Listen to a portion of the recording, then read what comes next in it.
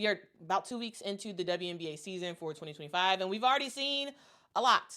We've seen some blowouts. We've seen some buzzer beaters. We've seen some breakout rookie performances. And let's be real, guys, a few teams, hey, they already need to hit the reset button 2 weeks into the season. So, let's talk about what's happening with the 13 squads. Who's hot, who's not, who's hurt, and who is hanging on by a thread. Let's get to it team by team. All right. We first want to start with the undefeated teams. They're going to go in order of talent level or wins and losses for these various teams.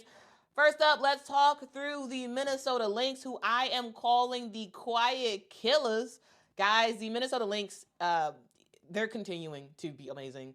This team is on a revenge tour, kind of, from last year. If you know, you know. The Lynx are undefeated right now, and they've absolutely earned it, right? Their star, Napheesa Collier, is in MVP form.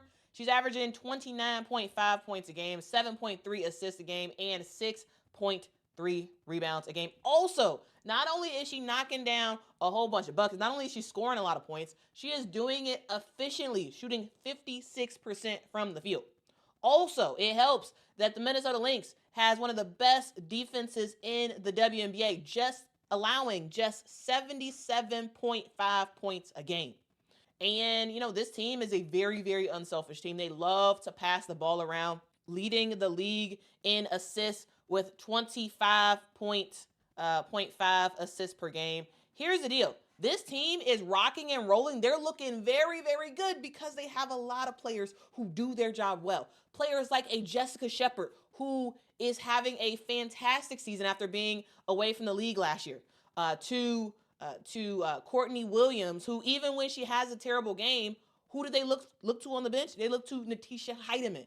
This team has players who can just fill in the gap where needed. Also, a thing to remember, a thing to keep in mind, guys, is that this team is doing what they're doing without Kayla McBride, who should be back this week. She should be back playing this week. But this team is deep. This team is connected. This team is composed. And they're just putting up some fan-freaking-tastic basketball, okay? I'm just saying, it's very, very, very fun to see this Minnesota Lynx team play because they're rocking and rolling and they're clicking on all cylinders. And guys, remember, this is just the start, okay? This is just the start for this squad. All right, let's continue on because the Minnesota Lynx is not the only team that is undefeated. We also have the New York Liberty, who I am saying is on a repeat tour, maybe, question mark. because the Minnesota Lynx, while they're off to a really good season this year, the New York Liberty are dominating. They are leading the league in point differential largely because of that game against the Sky. This team is first in the league in field goal percentage per game, shooting around 49% from the field, which is super, super, super efficient. This team is first in three-point baskets made per game, making around 10 shots a game. The thing to note is they're first in blocks per game with around 7 a game. But the thing that is most impactful for this New York Liberty team is how they got better at the point guard position.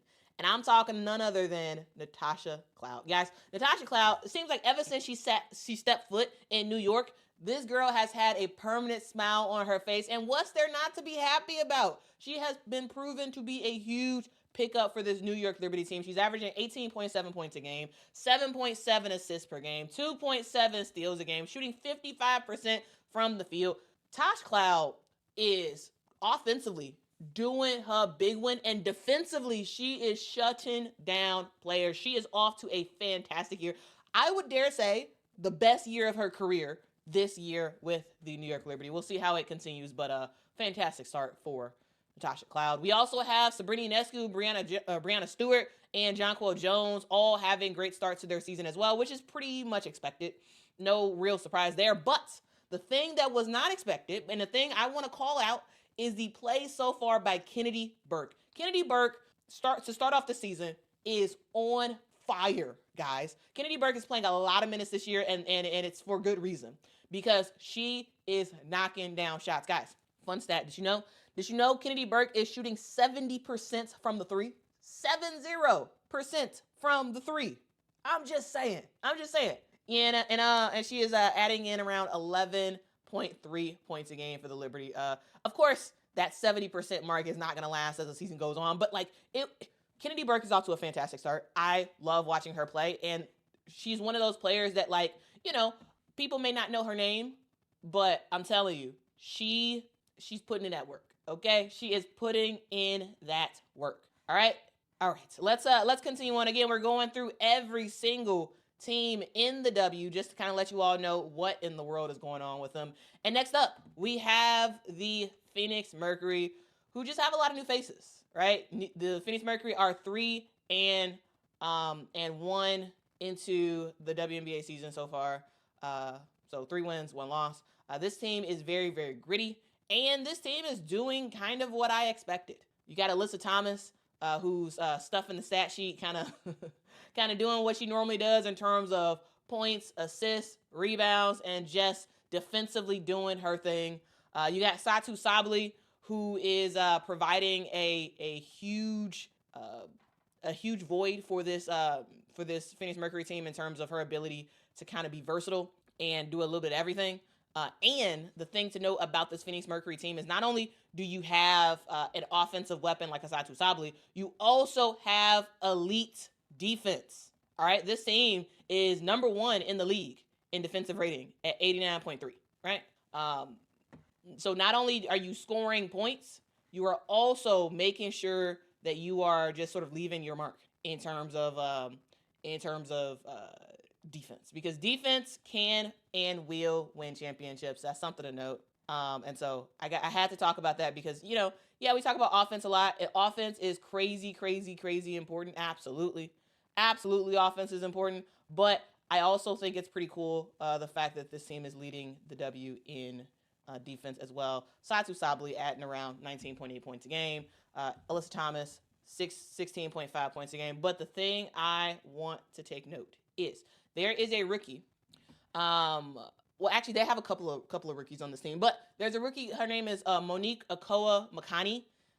This girl is really promising. I really like her. She is hitting around 2 threes per game in the 4 games so far, and she's shooting around 50% from the field. I like Monique Okoa Makani. I think she's bringing some great energy. And also, she's a player that truly I'd never heard of until this season started.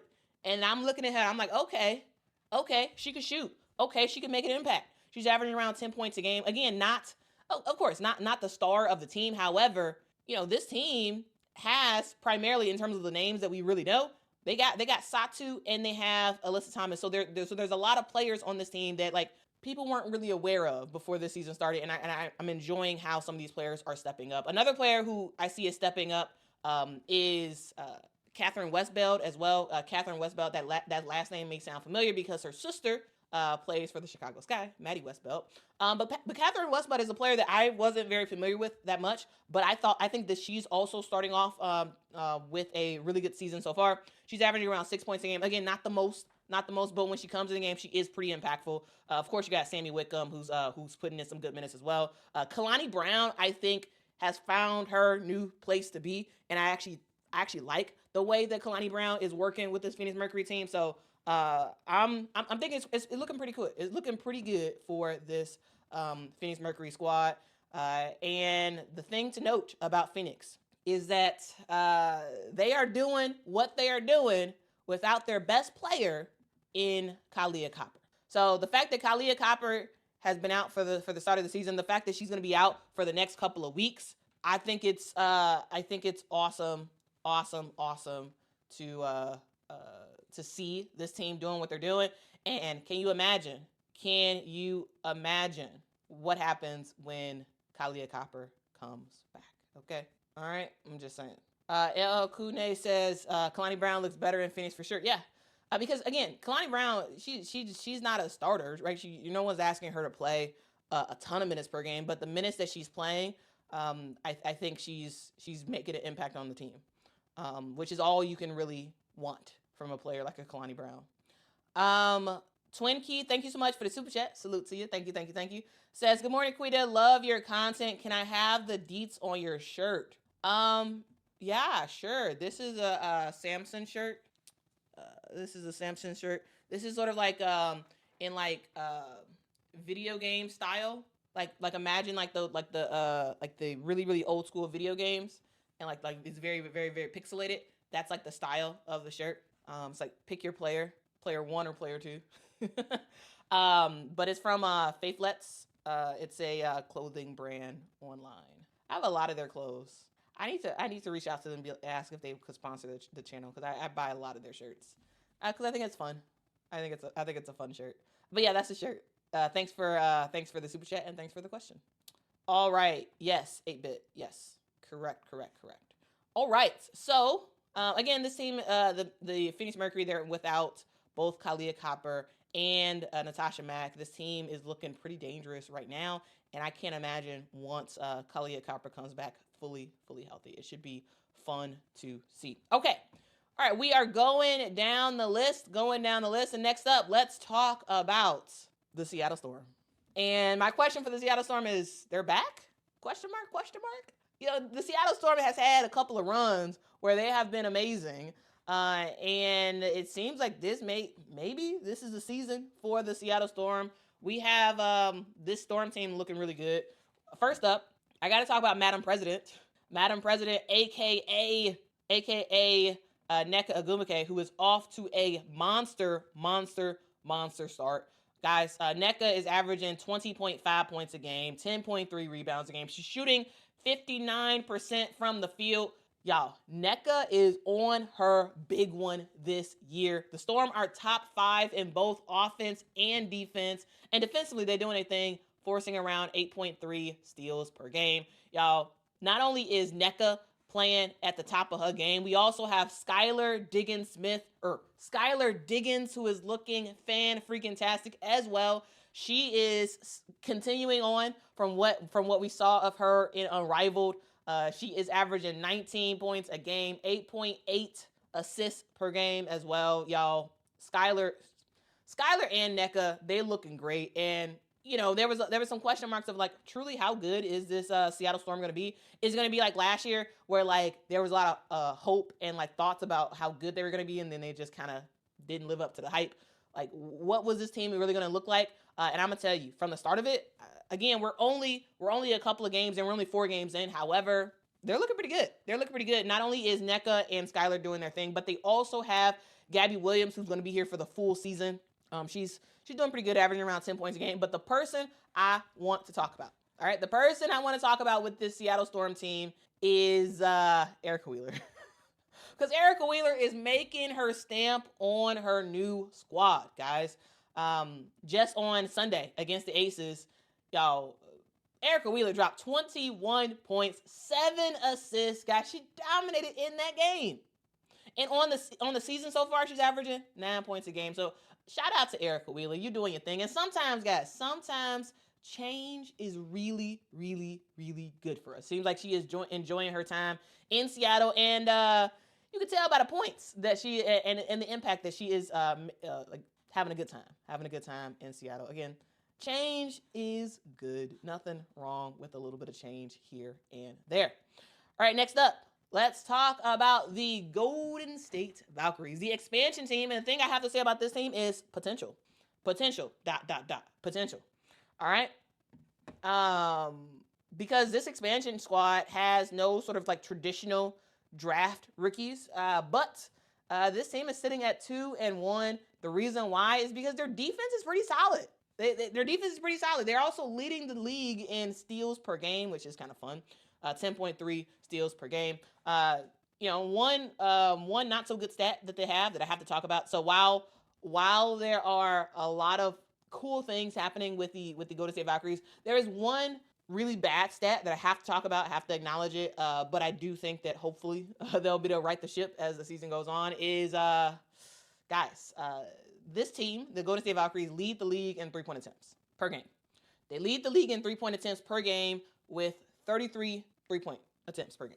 33 times this team shoots it from the three each game. Now, if you're making those 3-point shots, it's not a big deal, right? But if you're taking 33 3-pointers a game and you're only making 8 3-pointers a game, that's a little bit of an issue. That's a little bit of an issue. So I had to mention that.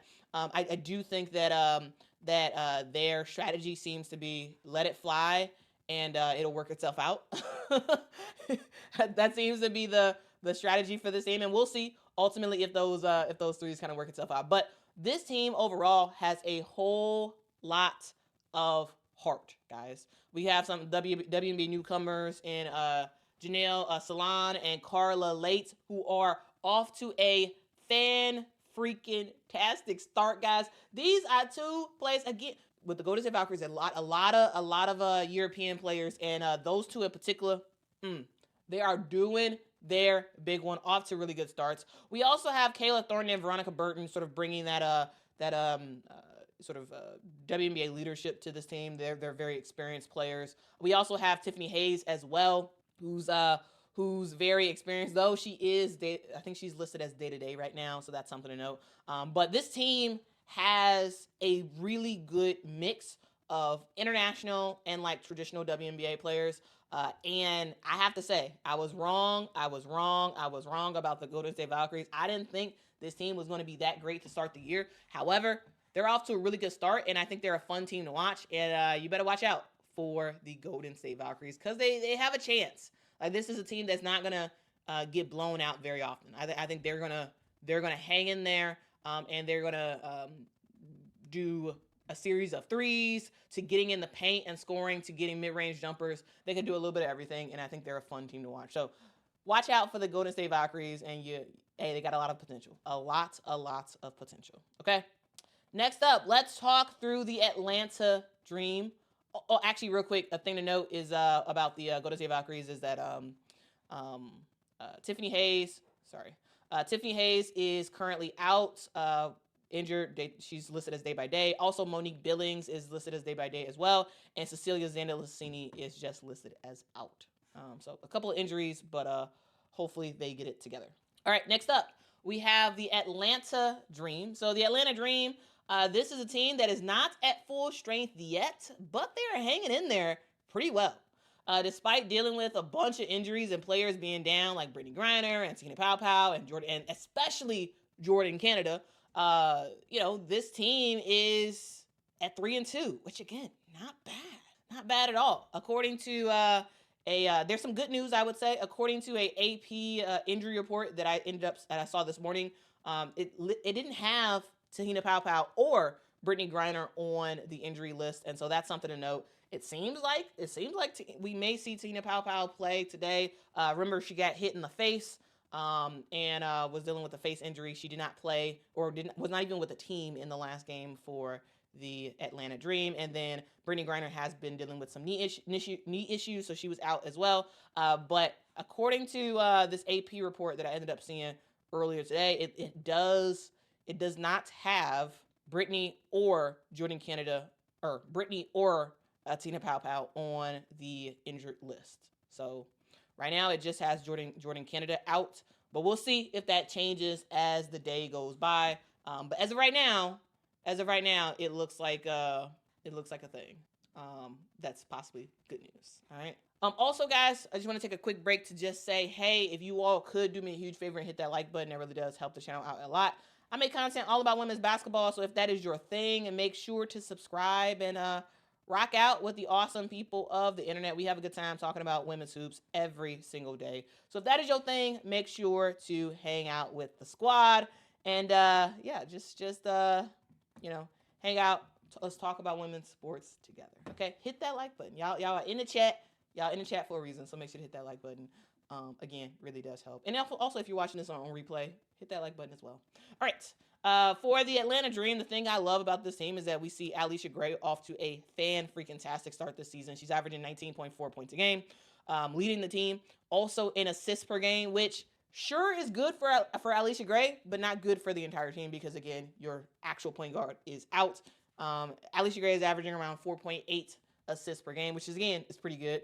Ryan Howard is struggling from the field. She's only shooting 29% from the field because she's trying to do a lot of three-pointers, right? You see the majority of her attempts in a game is from the three-point line, and overall she is struggling. She's only shooting 29% overall, but she is putting down 15 points a game, so that's something. She's not doing it. She's not doing it efficiently, but she is scoring points. So I guess that's cool. Eventually, she really does have to increase that efficiency. But I do think that when Jordan Canada gets back on this dream team, I think this offense will start to really get going, and we should see a whole lot more production, and I would say a lot more efficiency from just about everybody, because Jordan Canada really is the real point guard for this squad. Now, in terms of defense, defense is overall pretty solid. Their offense is pretty streaky, but once they're healthy, I think this is a team that you want to watch out for. I think this team you definitely want to watch out for. Thank you so much, Eddie, for the super chat. Says better try a 3-point. He says better to try a 3-pointer than a turnover. Thinking it depends. It depends on how bad you miss. If you miss a 3-point shot and it's a long rebound, and the opposing guard gets it and starts running, then that's basically a turnover. It depends on what the miss on the 3-point miss. If you miss and the ball goes out of bounds, it's a dead ball. It's fine. But if you miss and you give the opponent an easy opportunity to go down the other way and score, then no. So it depends. It really does depend. All right, let's continue on. And this time, let's talk about the Indiana Fever. So the Indiana Fever are 2-2 on the season. And the thing to note, we talked about it yesterday. I'm going to just mention it again. I'm not going to talk too much about it because I've already talked about it yesterday. Caitlin Clark was averaging around 19 points a game, 6 rebounds, and 9 assists. However, she has gone down with a quad strain. She will be out for the next 2 weeks. So that's something to note for this team. But this team has a lot of really good players, including Aaliyah Boston, Aaliyah Boston is having herself a year. I've really been enjoying watching Aaliyah play. I mean, she's been good, I would say, the last 2 seasons as well, but it feels like this her third season in the league, she's really, really getting into her own. 18.5 points a game, 10.8 rebounds a game. She's holding it down, and she's playing unafraid, and she's playing physical, and she's playing the basketball that her team needs her to play. Okay. The Indiana Fever have the second best point differential in the league. They are crashing the boards hard. I believe they're top 2 in rebounds as well. This team is a very, very competitive team. Of course, you bring in a whole bunch of new players, and they're looking pretty good. But the question mark is, how do they look in the next 2 weeks? That's the big question for the Indiana Fever. All right, next up. Again, guys, we're just scratching the surface about all these teams. I wanted to do a video where I went through every single team, but because of time, of course, I can't talk about each team for a whole bunch of time. So, I'm gonna go through them all, just so if you all maybe just watch one team, this way you all can get a real good sense of like who in the world are on these other teams, like what are these other teams doing, and blah blah blah blah blah. Anyway, all right, next up, let's talk about the Las Vegas Aces. The 2-time champs kind of look different. They look off, I should say. A'ja Wilson is, of course, A'ja Wilson. She's putting up big numbers, 20 points a game, 10 rebounds a game, 2.3 blocks a game. Like, she's doing her thing. But this team is dealing with, people out, right? Megan Gustafson's out. Cheyenne Parker-Tyus is out until August because, remember, she is pregnant. They do have Jewel Lloyd, who is with the squad, and she has shown up, including with the game-winning 3-point basket. However, overall, I would say, this team isn't performing the way some of us as longtime WNBA fans remember the Las Vegas Aces doing. Like, they're just not as overall efficient. They're just not as good this year. Like, this is not the same Las Vegas Aces team. Like, this is just not. They're just not, right? The fact that you have A'ja Wilson leading in every single category for this team is a problem. A'ja is leading in points, in rebounds, in assists, in steals, in blocks, and sure, that's great for A'ja Wilson. That is horrible for this team because this means that what is everybody else doing? Chelsea Gray is off to a, you know, not so great start. I mean, in terms of points, yeah, sure, she's averaging around 12 points a game, and that's, you know, that's pretty decent. But the thing that's the issue is the assist numbers. Chelsea Gray is one of the best point guards in the league, and she's only averaging 3.3 assists a game, right? We have Jackie Young, who, yeah, sure, is absolutely scoring, but they need more from her. And we got Jewel Lloyd, who basically they traded away for Kelsey Plum, or traded Kelsey Plum for. And we see Kelsey Plum putting up, averaging 20 plus points in LA, and Jewel Lloyd is only averaging 12. So, like, while the Masked Mamba has had some good moments this season, overall this hasn't been that great for the Las Vegas Aces. This is not the same team, and guys, don't be surprised if they keep losing losing games, because, like, yeah, again, this is not the same team. I think Kelsey Plum was a bigger piece than people realize. I don't think people gave Kelsey Plum her due respect as much as they probably should have. And now you look at this team and you're like, ooh, that is it's kind of rough. It's kind of rough for the Las Vegas Aces. Okay. All right, now let's look at the LA Sparks. Because I was just talking about the Las Vegas Aces, and talking about how the Las Vegas Aces is not the 2023 version of themselves, right? And how they're in the middle of the pack in both offensive and defensive rating and whatnot. You know, that Las Vegas Aces team, they're still kind of dangerous, but they're not scary, I would say. But the Los Angeles Sparks, y'all, I put shoot it for a reason. This team is a team that is it's a team that's looking pretty good, right?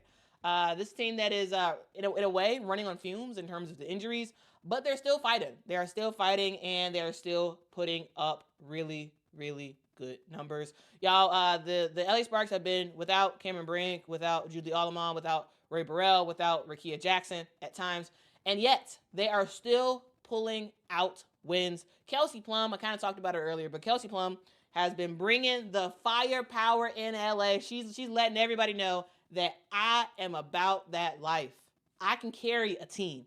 And she's doing just that. 24.8 points a game. She is spacing the floor really well. She's shooting the ball well. And she just looks so confident, guys. She looks very, very confident out on the floor. And it truly is fun to see. This LA Sparks team is pretty scrappy, right? They're pretty scrappy. Not the best defensive team, but they are a team that can score a lot of points and have a lot of players make an impact. Not only is Kelsey Plum having a great year, but Azurá Stevens, y'all, is having a fantastic year as well. She's another player who just doesn't get the attention and respect that she deserves. But Azurá Stevens, 17 points a game, 9 rebounds a game. She is absolutely on her big one this year in her 7th year in the WNBA. Azurá Stevens is just making LA her home, and she's off to her best career year yet. She's never averaged more than 12 points a game in her career. 17 points a game for Z. Oh, I absolutely love to see. And the thing that makes it more sweeter about Azurá is not only is she scoring more points than she ever has, she's also shooting more efficiently than she ever had from both the from just the field and from the three-point line. Overall, Azurá is shooting 47% from the three and 60% overall. I tell you, if that continues, then dog, it's gonna be a pretty good year for the LA Sparks once they get fully healthy. All right. And again, all of these teams, I could literally do a whole hour show on just these teams, but I can't. So I'm gonna call out a couple people here and there, but yeah, Kelsey Plum, Azurá Stevens are off to a good year. Of course, De'Erica Hamby is being De'Erica Hamby. Of course, we all know that De'Erica Hamby is probably the sort of player who kind of holds it all together for this team. And she's, of course, doing her thing, averaging around 16 points a game and around 7 rebounds a game as well. So, like, of course, Hamby gonna do Hamby. But I think the more notable thing for the LA Sparks truly is Azurá Stevens. And what she's been doing, the jump the offensive jump that she has made this year, and also what Kelsey Plum is doing as well. Okay. All right. Again, let's continue on. We got a lot of people to get to, including the young and fun Washington Mystics. I have to put this here because I think I'm a fan of this Washington Mystics team. I truly am. I truly am. This team has lost a couple of close games, but they look very, very, very promising. Of course, they're dealing with some injuries right now. Shakira Austin is day to day. Aaliyah Edwards is back now, which is cool. And this team, while they've lost some games, I think they're really fun. They're really fun because they have rookies like Kahleah Copper and Sonia Citron, who have basically put this team on their backs. Here's the deal, guys. When we were thinking about rookies of the year, and we were thinking about how this rookie class was going to be, this rookie class, in my opinion, is better than I thought. All right, this is better than I thought. The reason why is because Sonia Citron is having herself a year. She's leading all rookies in a lot of stats. Okay, all right, she's leading all rookies in points, in 3-point field goal percentage, in assists? Wait, actually, no. Paige Becker's leading in assists. But basically, in a lot of the metrics that matter, we have Sonia Citron doing her thing. She's averaging 15.4 points a game with her squad, shooting 53% from the field. Y'all, I'm just saying. When we see Sonia Citron, she's like, I'm not afraid.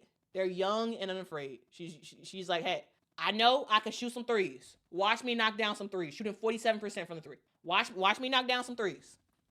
Watch me score. Watch me do all the things that WNBA commentators and whatnot said I was not going to be able to do. Because it was all this talk about, the rookie of the year, of course, is Paige Beckers and blah, blah, blah, blah, blah, blah, blah. And Sonia is like, nah, y'all forgot about me. Y'all slept on me. Yes, I didn't score a ton of points on Notre Dame, but that was because I was like the third option in a lot of areas. Sonia Citron is a bona fide leader for this team as a rookie, which is wild to say. And then you look at her teammate who is like, girl, you doing your thing, I'm gonna do my thing too. Kahleah Copper is rocking out, guys. She is averaging 13.8 points a game. And the thing I love about Kahleah Copper and watching these games so far is her fearlessness, guys. Here's the deal. I don't know if you all totally understand this, but to me, I give a lot more credit to post players who are rookies, who are doing stuff, than I do to everybody else. Now, of course, everybody else is doing their thing, and everybody else deserves the celebration and all that stuff. But to me, I think it is way more impactful for a rookie post player to be doing something than a just sort of rookie guard. And the reason why I say that is because the WNBA is a post league in a lot of ways. And you look at some of the post players that Kahleah Copper has gone up against. All right, let's just go down the line to just truly hone in on why what she's doing is so special, guys. She has gone up against Bree Jones, Alyssa Thomas, Asia Wilson, Tina Charles, Brittany Griner, and she hasn't flinched. She has not flinched, guys. She is unafraid, and I love it. And the fact that she has had 4 straight games of double-doubles. They played 5 games so far for the Washington Mystics, and in 4 of those games, Kahleah Copper has had a double-double. I think she's very, very fun. So both Sony and Kiki are doing their thing. They have brought a sense of energy, a sense of confidence, and a scoring punch to this young Washington Mystics squad. And overall, this team is getting healthy. I think this team is fun. And even though they're going to lose some games, I think this is a team that you absolutely, positively need to keep on your radar. Okay? Okay. All right, continuing on. Let's take a look at the Chicago Sky. Well, this is a team that is down, and they're down bad. They are down bad. Okay? This team is, in some ways, a mess. They have the worst point differential in the league, and with a negative 24.3 because they've gotten blown out in just about every game they've played so far. This is a team that just looks bad, guys. They don't look good, right? Also not 0-4, they're 0-3. I'm sorry. That's a typo. Typo there. The Chicago Sky are 0-3. They do have a game later today, but they are 0-3 on the season. That is a typo. My apologies on that. But yeah, the squad is struggling, right? They have the worst point differential. They are one of the one of the worst one of the worst free throw shooters in the league. This is a team that has allowed the most points off of their own turnovers, and they just don't have a go-to scorer. They don't. They don't have someone that they can just give the ball and just say, okay, get us a bucket. Get us a bucket. Everybody, like their offense is very stagnant. There's a whole bunch of stuff to say about the Chicago Sky. I've made other videos talking about the issues with the Chicago Sky. But yeah, anyway, that is to say the team has a lot to work on.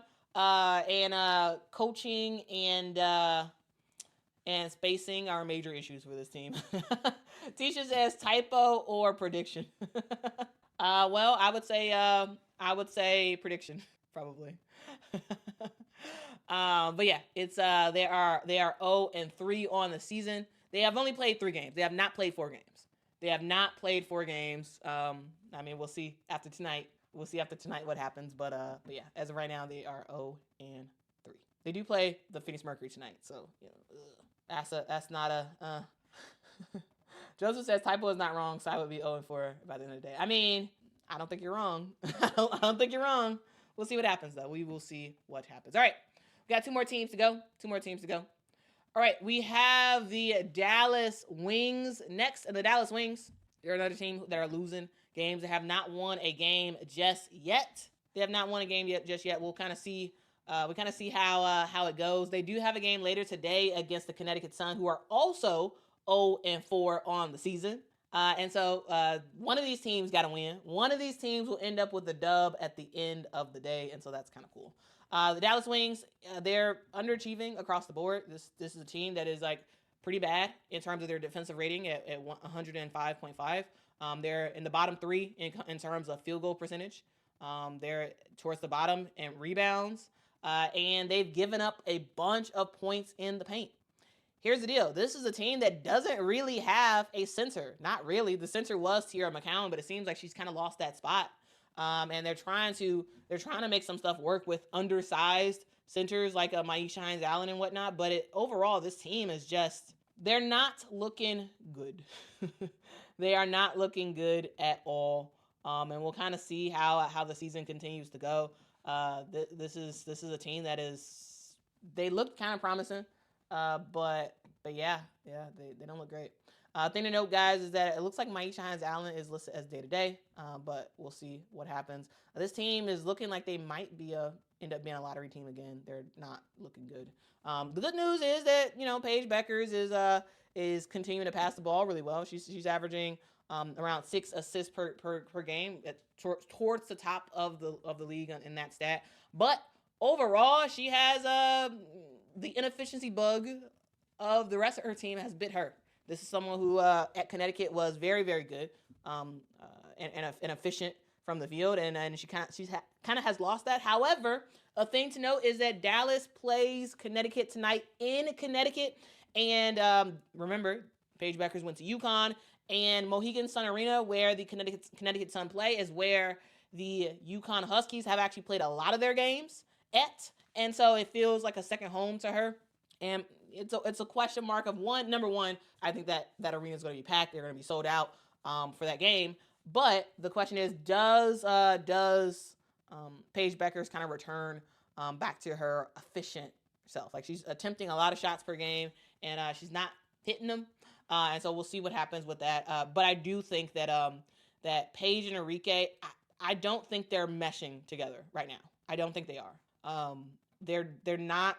And again, I need to actually like compare the lineups and efficiency, but just from the eye test, it doesn't seem like those two are meshing the way that this team needs them to mesh. And so that's that's something to note. And hopefully they get it together. And again, they have a game tonight, and they are taking on the Connecticut Sun.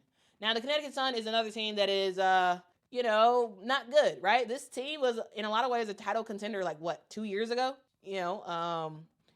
Last year ended up losing to the Minnesota Lynx in the playoffs, and then all of a sudden you lose your coach, you lose a lot of your players, and now all of a sudden you have 2 returners from last year in Olivia Nelson-Ododa, who is, by the way, having a really good year. Shout out to Olivia Nelson-Ododa. I think she is going to. I think she's definitely going to be in the conversation, possibly for most improved player. I do like what she's doing this year. I think she's definitely making her impact more. I mean, it also helps that she's starting and getting more minutes and whatnot. But I think she's making her impact for sure. But yeah, this team is struggling. They return Olivia, and they return Marie Mabry, who has been with the team for half a year last year. And they also add in Tina Charles, a player who started her career with Connecticut. She's returning back as her career kind of dwindles down. But even with Tina Charles being on the sort of the other side of her career curve, she is still rocking out. I mean, she's leading the team in points per game and rebounds per game with 14.5 points and 6.8 rebounds a game as well. This team, yes, they're a team with a identity that still hasn't been totally figured out. But they have a lot of promise. I, again, continue to enjoy the play of Sanaya Rivers. I think she is someone who has a lot of potential. Bria Hartley also was a late add in the preseason, and I think she's been bringing in some pretty good minutes. Of course, Marie Mabry is knocking down shots, so that's pretty normal. But this team is going to struggle. They're going to lose a lot of games, and we'll see how the season kind of continues with the Connecticut Sun. But again, either Connecticut or Dallas will get their first win of the season, which is pretty cool. So we went through the Connecticut Sun, wondering how they got here. We talked about the Dallas Wings and how their possible rebuild mode scenario is kind of slipping away. We talked about how the Chicago Sky are in trouble and they might be 0-4 by the end of today. We talked about the Washington Mystics and how this team is young and fun and have some great rookies, and also got a really awesome vet in Brittany Sykes. I forgot to mention her earlier, but yeah, she's also another person who is rocking and rolling with that team. We got the LA Sparks, who are shooting it well with the new addition of Kelsey Plum and the reinvigorated offense of Azurá Stevens.